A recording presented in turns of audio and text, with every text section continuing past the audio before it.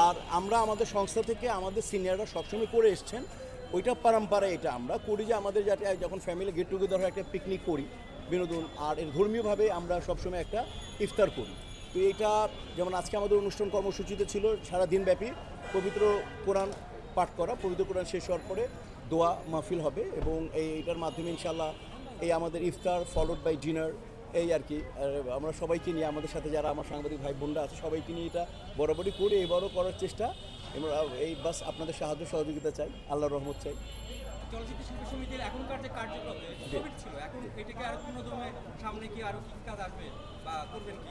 কার্যক্রম স্থগিত ছিল মানে কি এটা জানতে চাই, কি স্থগিত ছিল বলতে আমাদের রাষ্ট্রীয় যে পরিস্থিতি সব মিলিয়ে তো একটু দেশের শিল্পীদেরই ওই দেশের যে অবস্থা, ঈদকে ঘিরে নতুন সিনেমা আসবে, সব মিলিয়ে শিল্পীরা আসলে নতুন একটা জায়গায় যাবে কি, নতুন একটা গিয়ারে যাবে কি?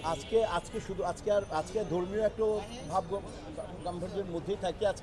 আজকে আর ফিল্ম মানে ওইটা ঈদের ছবি আসতেছে, বড় বড় ছবি রিলিজ পাচ্ছে ঈদে, ওইগুলোর জন্য শুভকামনা থাকবে।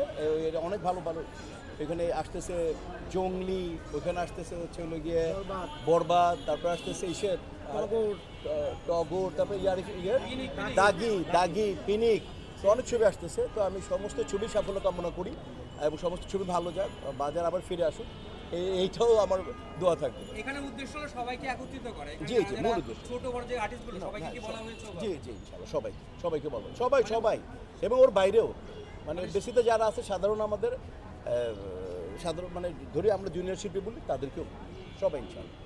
আর কোনো প্রশ্ন? ঠিক আছে, শেষ প্রশ্ন, ঈদকে ঘিরে আপনারা যারা একটু পিছিয়ে পড়া শিল্পী অর্থনৈতিকভাবে, তাদেরকে প্রত্যেক বছর একটা সহযোগিতার জায়গা রাখেন, এবার কোনো পরিকল্পনা আছে?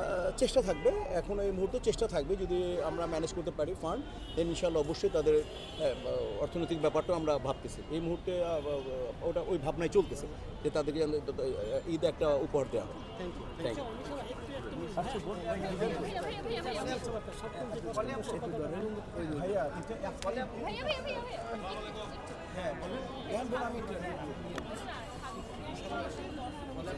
আমি